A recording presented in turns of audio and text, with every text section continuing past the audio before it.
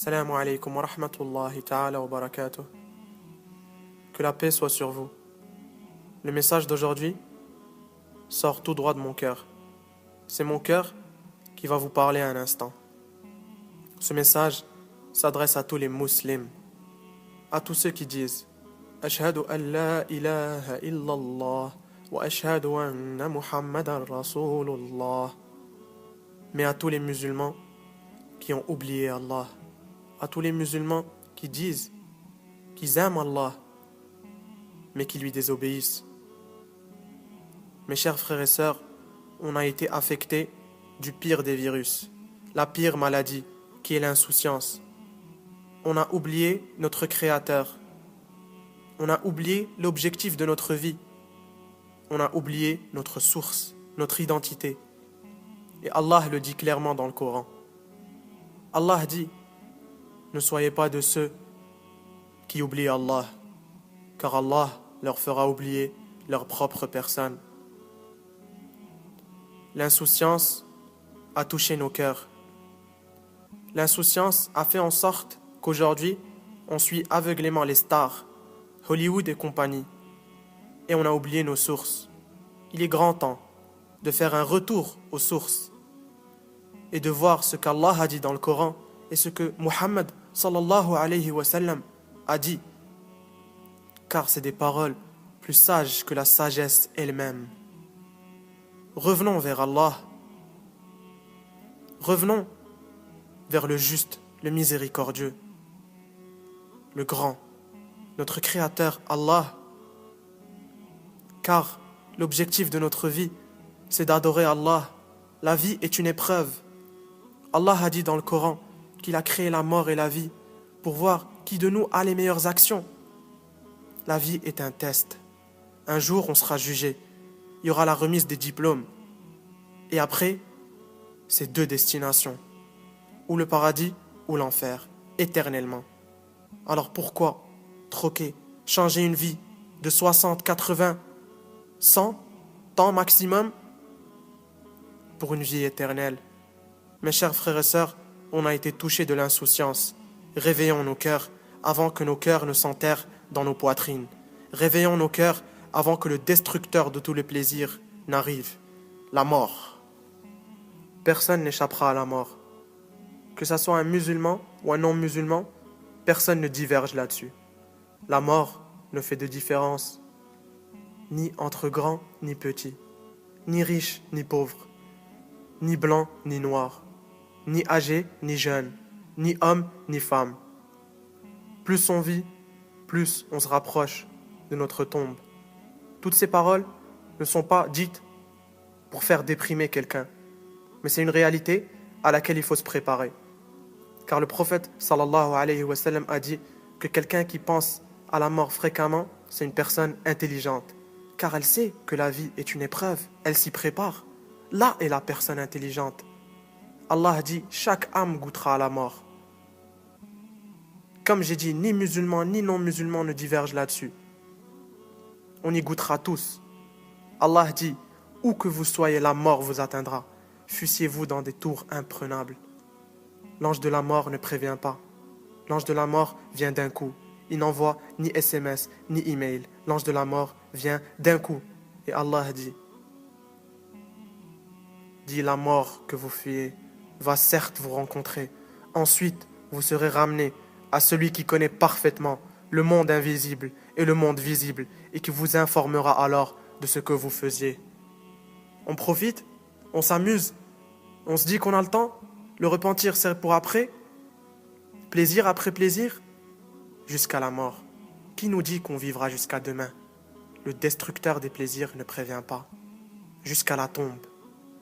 On suit les richesses, argent, voiture, maison, jusqu'à la tombe. Et dans la tombe, on sera seul. Avant, c'était la grande maison. Dans la tombe, ça sera un trou. Avant, c'était des voitures. Dans la tombe, il n'y aura rien. Avant, c'était des habits de luxe. Dans la tombe, ça sera un linceul, avec aucune poche où mettre l'argent. Car dans la tombe, on n'emmène que nos bonnes actions. Qu'avons-nous préparé? Qu'avons-nous préparé? Avant, c'était les festins, les fruits dans la tombe.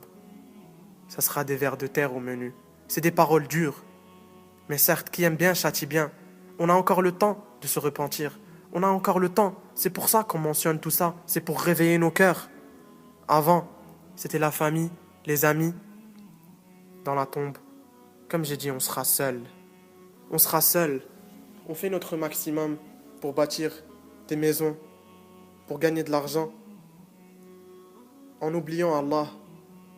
Alors que l'objectif numéro 1, ça doit être la préparation pour le vrai jugement, la vraie remise des diplômes qui sera le jour du jugement. Et écouter des paroles en or. Un prédécesseur disait, quand ta mère t'a mis au monde, tu pleurais, et les gens qui étaient autour de toi riaient de joie. Alors agis pour un jour, celui de ta mort, où tu seras joyeux, et les gens autour de toi pleureront. Œuvre, mon frère, œuvre, ma sœur, car maintenant on peut œuvrer. Mais après, on ne pourra plus œuvrer, on sera jugé, sans pouvoir œuvrer. On sera otage de nos actions. On est des voyageurs dans ce monde. On est dans un examen. Soyons intelligents, préparons-nous, car c'est l'objectif même de cette vie. Revenons vers Allah, revenons vers le Tout-Puissant, revenons vers le Miséricordieux. Si tu écoutes ce message, c'est que tu es encore vivant. Alhamdulillah, Dieu merci. Donc, tu as le temps de changer, tu as le temps d'œuvrer, tu as le temps de prier si tu ne pries pas, car la prière est certes le pilier de l'islam. Toi, musulman, tu dis « Ashhadu an la ilaha illallah wa ashhadu anna Muhammad Rasulullah » et tu coupes la communication avec ton Créateur. Si tu aimes quelqu'un, tu veux lui parler, sachez que la prière est une conversation avec Dieu. Dieu nous donne rendez-vous 5 fois par jour. Pourquoi on n'est pas là? Pourquoi on n'arrive pas à temps? Alors que si un roi nous donne rendez-vous, un roi de ce monde nous donne rendez-vous, on serait les premiers à arriver. Arriver à temps pour un roi et ne pas arriver à temps pour le roi des rois, c'est triste. Mais la majorité, si on leur dit que on vous donne une certaine somme d'argent, 1000 dollars, 1000 euros, 1000 dirhams, 1000 francs, quelle que soit la devise, et qu'ils prient, ils vont prier. Pourquoi? Parce qu'il y a de l'argent en jeu. La course aux richesses nous distrait jusqu'à la tombe. Est-ce qu'on adore Allah ou on adore l'argent? Qu'est-ce qu'on a préparé? La prière est le médicament des cœurs. Les cœurs sont malades. Les cœurs sont presque morts. Il faut les guérir. Il faut les guérir. On a 5 prescriptions par jour. Il faut nourrir ce cœur d'invocation, de prière, d'évocation. C'est ça la nourriture de l'âme. Car la richesse n'est pas la richesse de posséder de l'argent, mais la vraie richesse est la richesse de l'âme, la richesse du cœur.